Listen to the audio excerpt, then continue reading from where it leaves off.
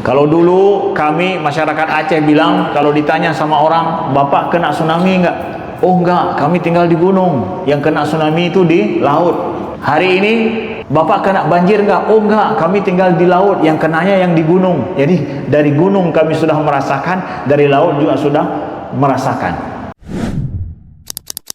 Bismillahirrahmanirrahim. Assalamualaikum warahmatullahi wabarakatuh.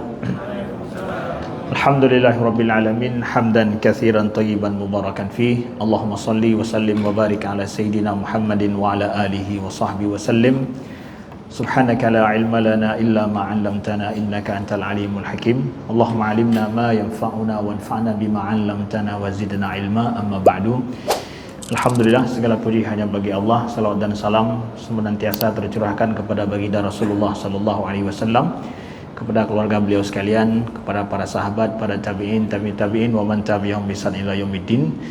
Yang kami muliakan para asatiz, guru-guru kami sesepuh yang berhadir, kemudian kepada pengurus masjid Masjid Raya Bintaro Jaya, dan juga kepada seluruh para hadirin dan hadirat yang berhadir sholat isya berjamaah di masjid yang mulia ini. Terima kasih kami ucapkan kepada para hadirin dan juga kepada panitia masjid yang telah sejenak memberikan kesempatan kepada kami untuk bersilaturahim pertama kali ini di masjid ini. Kami datang dari Aceh, dari PD Jaya, dalam beberapa agenda di Jakarta ya, untuk 2 hari, untuk 3 hari, dan alhamdulillah Allah izinkan bersilaturahim sejenak di tempat ini.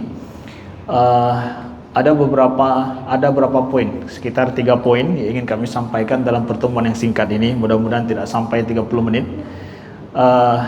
Berkenaan tentang kondisi Aceh saat ini dan bagaimana kondisi fisik dan non fisik masyarakat Aceh dengan musibah yang melanda, yang dihadapi oleh saudara-saudara kita dan masyarakat kita Aceh di sana.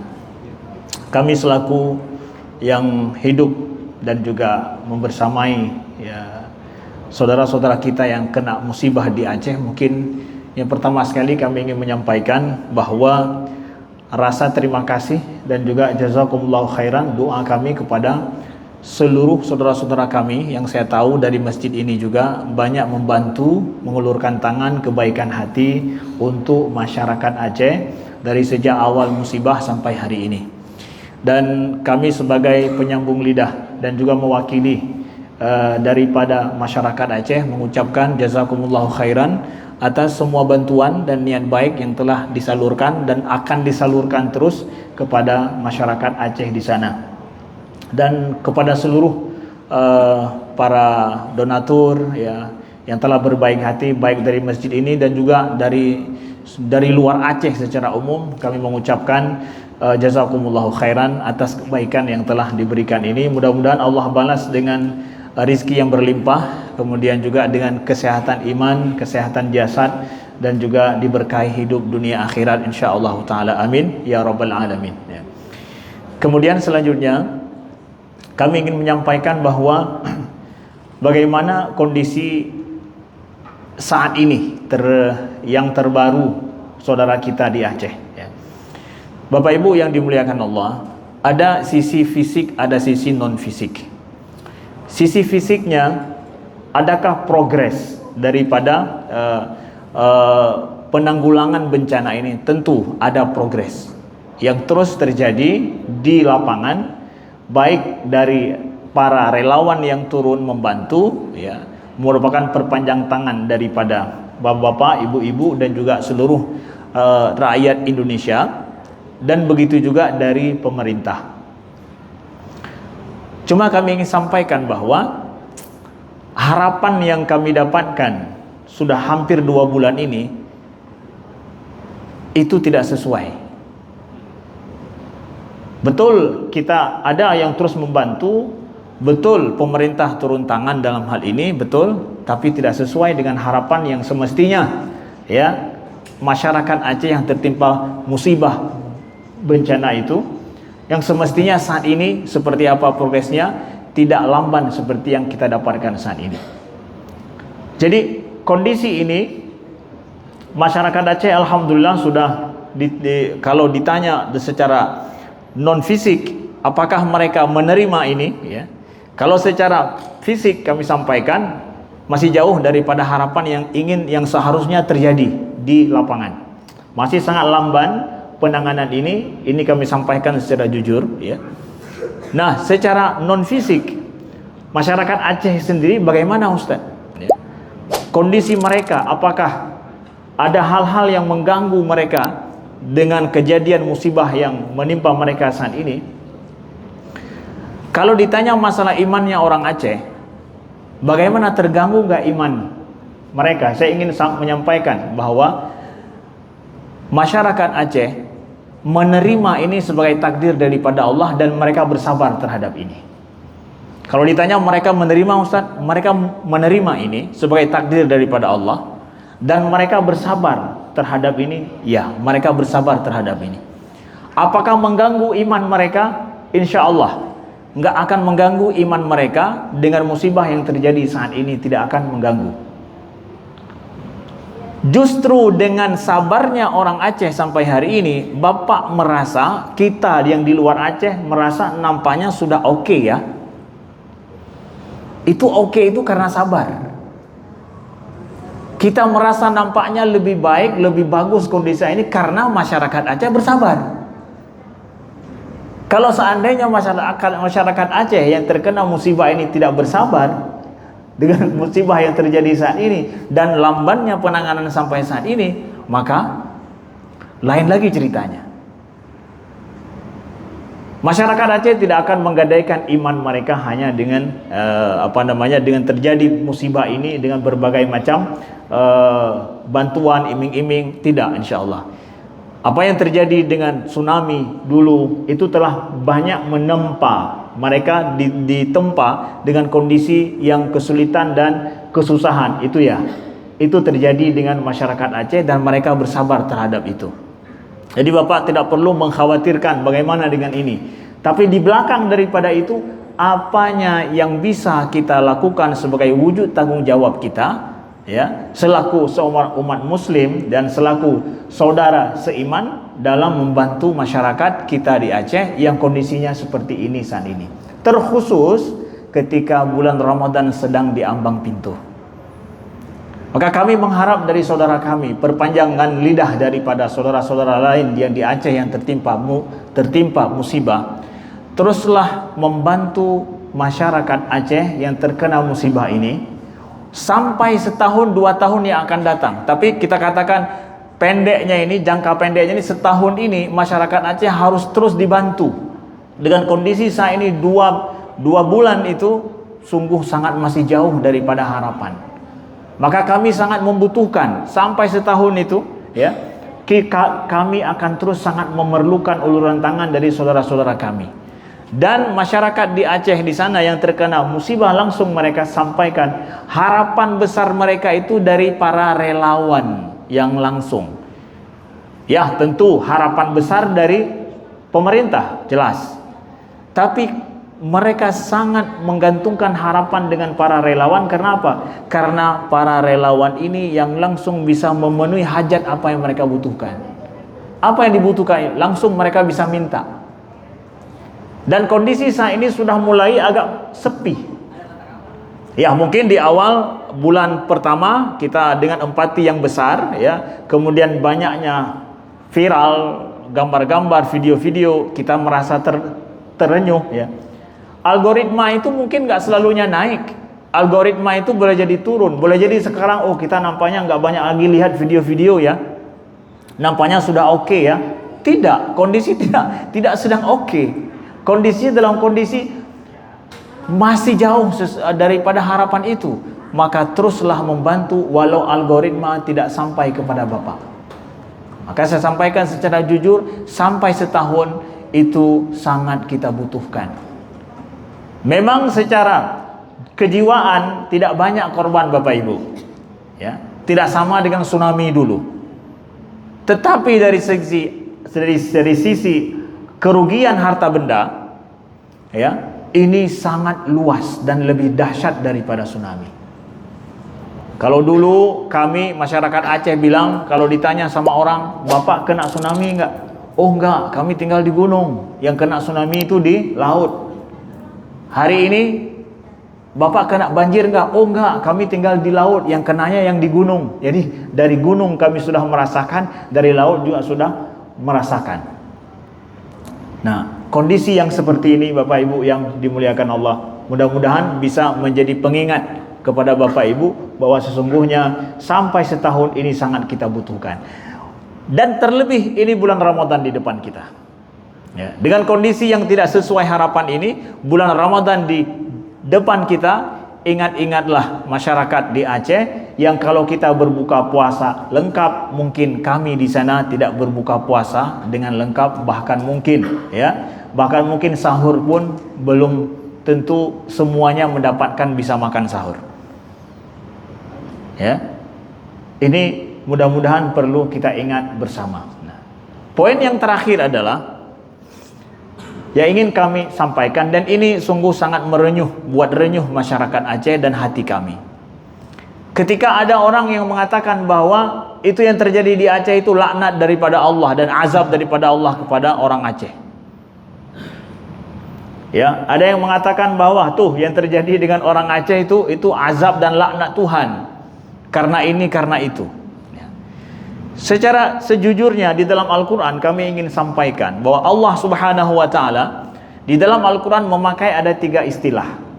Yang pertama adalah istilah bala, yang kedua ada istilah musibah, ketiga ada istilah azab. Ya. Ketiga istilah ini berbeda pemakaian dalam Al-Quran. Apakah yang terjadi dengan masyarakat Aceh itu adalah azab daripada Allah, atau dia itu musibah atau bala? Nah, kita lihat ayat misalkan. Allah berfirman di dalam Al-Quran surat Ali Imran, "Laisa laka minal amri syai'un aw yatuba 'alaihim aw yu'adzibahum fa innahum zalimun." Ya. Tidak ada urusan bagimu wahai Muhammad, ya, apakah mereka itu bertaubat, apakah Allah bertaubat menerima taubat mereka, atau Allah mengazab mereka, fa innahum zalimun, karena sesungguhnya mereka itu orang zalim. Azab itu turunnya kepada orang yang enggak diterima taubat dan mereka itu orang zalim. Kemudian dalam surat An-Nisa Allah sampaikan juga, "Wa ammal ladzina istankafu wastakbaru fayu'adzibuhum 'adzaban alima wa la yajiduna lahum min dunillahi waliyyan wala nasira." Orang-orang yang sombong itu akan diazab oleh Allah dengan azab yang sangat pedih dan tidak akan ditolong oleh Allah sama sekali. Siapa yang tidak akan menjadi Allah sebagai walinya, itu mesti adalah orang-orang yang zalim dan orang-orang yang kafir. Kemudian Allah sebutkan lagi, "Wa ma lahum alla yu'adzibuhumullah wa hum yasudduna 'anil masjidil haram wa ma kanu awliya'ah in awliya'uhu illal muttaqun," kata Allah. Kenapa Allah tidak mengazab mereka sedangkan mereka itu menghalang-halangi daripada Masjidil Haram dan mereka tidak menolongnya? Jadi orang yang ingkar kepada Allah, yang kufur kepada Allah dan menghalangi jalan Allah, itulah orang yang kena azab, dan mereka itulah orang-orang kafir. Azab itu identik dengan orang-orang kafir, orang-orang zalim. Sedangkan musibah, kita lihat musibah, bagaimana Allah berfirman tentang musibah itu. Allah berfirman tentang musibah, misalkan, "Ma asaba min musibatin illa biiznillah wa may yu'min billahi yahdi qalbah wallahu bikulli syai'in alim," kata Allah. Apa saja yang menimpa suatu musibah tidak akan terjadi kecuali dengan izin Allah. Wa man yu'min billah yahdi qalbah, siapa yang beriman kepada Allah maka Allah akan memberikan petunjuk bagi hatinya. Oke. Musibah itu berhubungan dengan iman, sedangkan azab berhubungan dengan kezaliman dan kekufuran. Azab itu terjadi kepada orang-orang kafir, sebagaimana kaum Nabi sebelum Nabi Muhammad SAW kena azab daripada Allah, berhubungan dengan kezaliman dan kekafiran, kekufuran. Sedangkan musibah, orang yang kena musibah justru Allah sebutkan tentang masalah iman.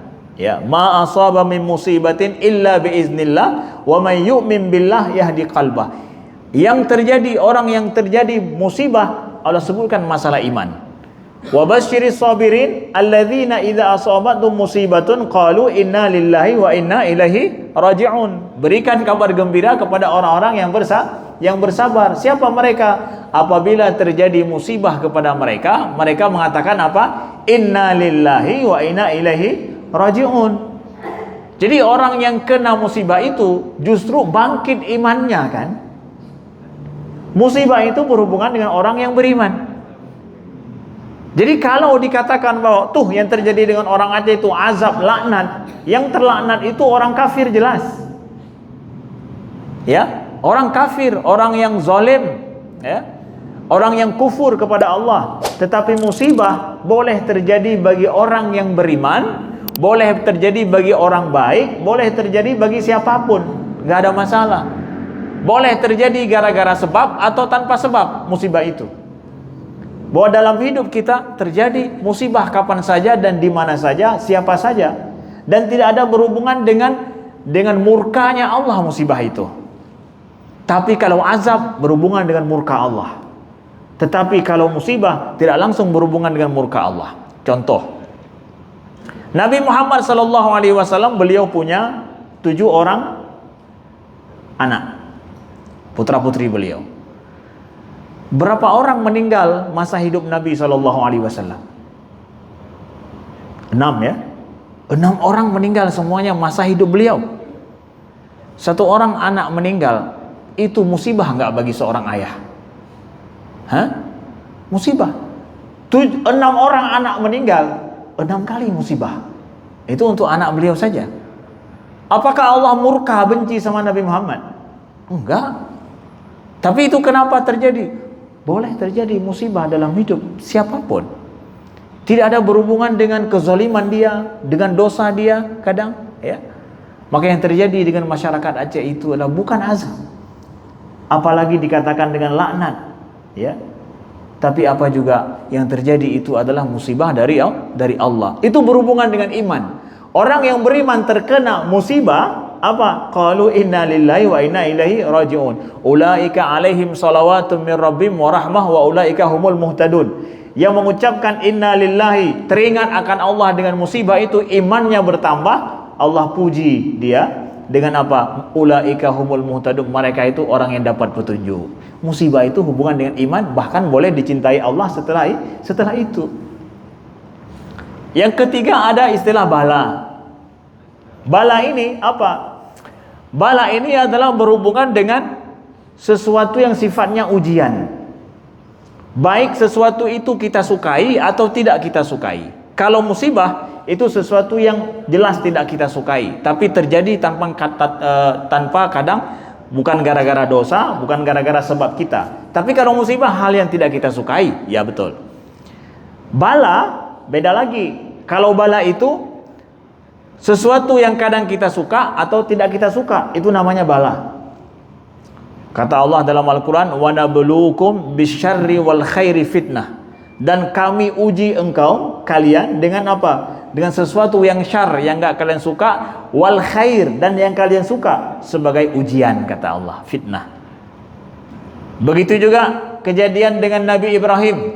Ketika Nabi Ibrahim disuruh untuk menyembelih ananda beliau, ya, watallahu lil jabin. Kemudian Nabi Ibrahim sudah menelungkupkan anak beliau untuk beliau sembelih. Apa kata Allah? Inna hadza lahuwal balaul mubin. Sungguh ini merupakan sebuah bala yang besar bagi Nabi Ibrahim.